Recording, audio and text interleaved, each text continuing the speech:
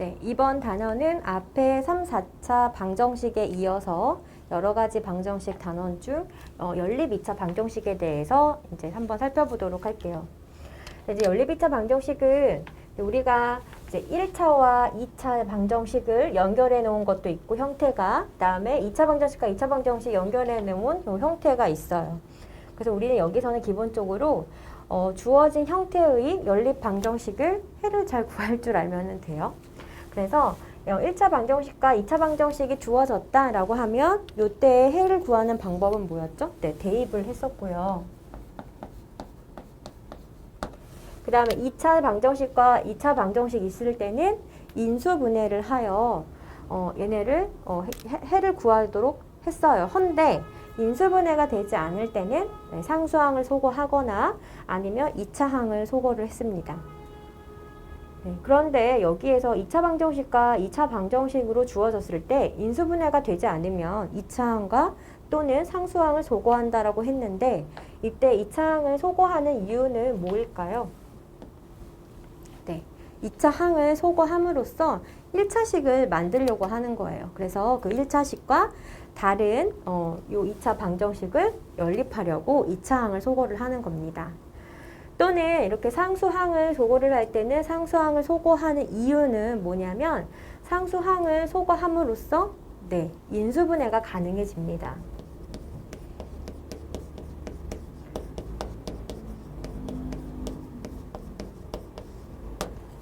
이차항을 소거함으로써 네, 1차식 1차로 만들어버리고 1차 방정식으로, 그쵸?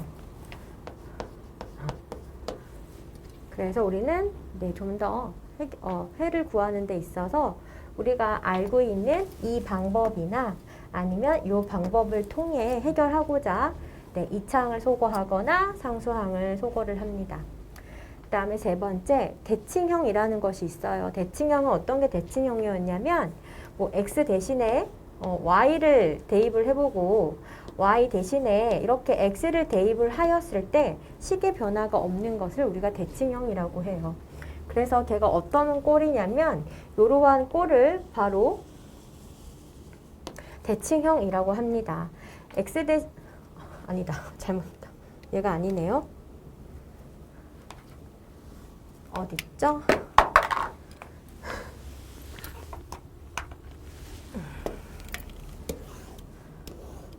아, 네. 여기 있네요. 근데 얘는 좀 간단하네. 네. 이처럼 뭐 둘 다 마찬가지 대칭형이에요. 그래서 이때 대칭형의 해결 방법은 뭐였죠? 네.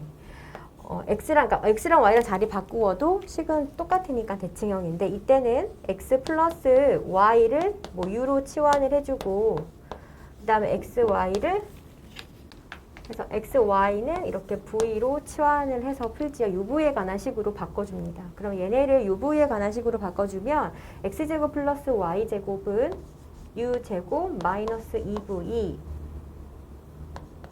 13 이렇게 되고요. xy의 곱은 6인데 이때를 이제 v라고 뒀어요. 이렇게. 네, 너무 간단하네요. 그래서 v를 여기다 넣어버리면 u제곱은 1이니 u가 뿔마 1이 나옵니다. 그래서 u가 1일 때 v가 6이거나 u가 마이너스 1일 때 네, v가 6 이렇게 두 가지 형태가 나와요. 그런데 우리가 구하고자 하는 거는 6v가 아니라 요 xy죠. 그래서 이걸 그때 우리가 어떻게 해석을 했죠? 네, 이 uv는 x와 근으로 갖는 그 두근의 합과 곱이에요. 합과 곱. 두근의 합과 곱.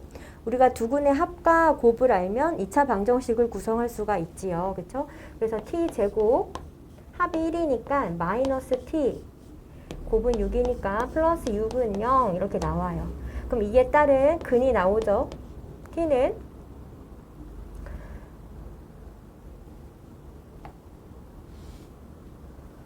네, 해를 잘못 구했죠? 자꾸 떨어지지. 그래서 이때 u가 1이 아니라 뿔마 5죠.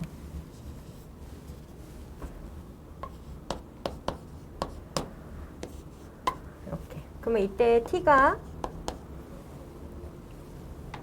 3 또는 2 이렇게 나와요. 이때 두근의 합이 5고 두근의 곱이 6이었으니까 그걸 근으로 갖는 녀석이 x, y였거든. 그러니까 t 3 또는 2가 x, y, y, x 이렇게 될 수가 있겠죠. 그래서 x가 3이고 y가 2 또는 x가 2, y가 3 이렇게 될 수 있습니다.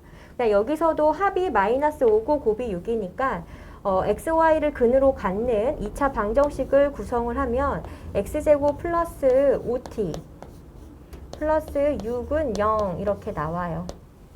그럼 이때 마이너스 2와 마이너스 3을 근으로 가지니까 이제 그게 바로 x, y가 되겠죠.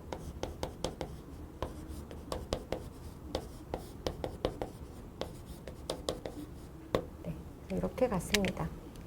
그래서 연립 방정식에서 이렇게 대칭형의 형태의 이 해 구하는 방법은 네, 꼭 알아두셔야 될 것 같아요. 네, 그 다음 이제 부정 방정식. 앞에서는 연립 방정식 했었고요. 연립 방정식에서의 이제 1차 방정식과 2차 방정식, 2차 방정식과 2차 방정식의 그 다음에 대칭형일 때 어떻게 해를 구하는가. 그건 반드시 알아두셔야 되고, 그 다음에 부정 방정식. 부정 방정식에서는 부정 방정식이라는 것이 해가 아직 정해져 있지 않는 건데, 그러니까 무수히 많은 거죠. 해가. 그러니까는 식은 예를 들어 식보다 문자의 개수가 많더라면 네, 그것을 해는 무수히 많아요. 그렇죠? 그런데 이때 해에다가 조건을 어떻게 주어지느냐에 따라서 해가 유한계로 확 줄죠. 그래서 정수 조건이란 정수가 붙어 있을 때 또는 해가 실수라는 조건이 붙어 있을 때 어떻게 해결을 하냐, 그거는 뭐 반드시 기억하고 계셔야 되겠죠. 그래서 부정 방정식에서 정수 조건이 붙으면 얘는 1차식과 2차식의 곱은 정수꼴로 변형을 합니다. 그렇죠? 그다음 실수 조건이라는 붙으면 이때는 제곱식으로 변형하거나 변형이 힘들 때는 판별식을 이용한다라고 했어요. 이게 무슨 말이냐면 예를 들어서 네, 25번에 보면 방정식을 만족시키는 실수 x, y 값을 구하여라 라고 했습니다. 이거는 이제 문자는 두 개인데 식은 하나죠. 그쵸? 부정 방정식이에요. 그런데 해에다가 이렇게 실수라는 조건을 붙음에 따라 우리는 유한계로 해를 구할 수가 있는데, 이때 얘를 뭐 제곱식으로 바꾸는 방법이 있어요. 그것도 해볼게요. 보자. 여기서 이제 제곱 더하기 이제 제곱식을 해줄 건데, 지금 여기서 보니 x와 y가 같이 붙어 있네요. 그렇다라는 거는 이제 x와 y가 완전 제곱식 안에 하나에 이제 항이 들어가 있는 건데, 그러면 요 2y 제곱을 찢어줘야 되겠네요. 그래서 x 제곱 플러스 2xy y 제곱 0 이렇게 됩니다.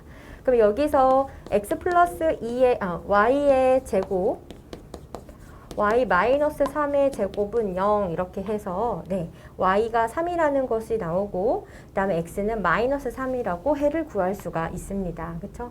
그래서 이렇게 푸는 방법이 있고, 두 번째 판별식은 어떻게 활용을 하느냐, 이때 이 방정식 x, y에 관한 방정식을 이제 하나의 문자로 생각을 한다면 그때 x, y가 실수로 갔기 때문에 실근을 갖는다라는 성질을 이용하여 판별식을 쓴다라는 거예요.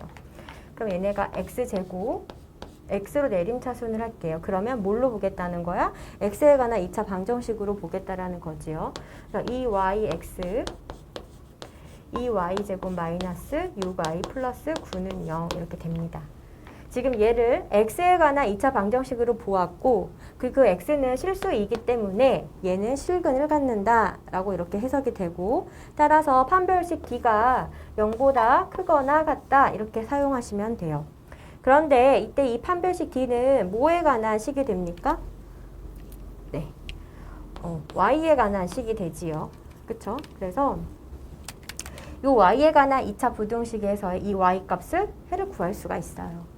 그래서 해를 구해서 이 y에다가 넣어가지고 이제 맞는 이 x의 해를 구해주시면 됩니다.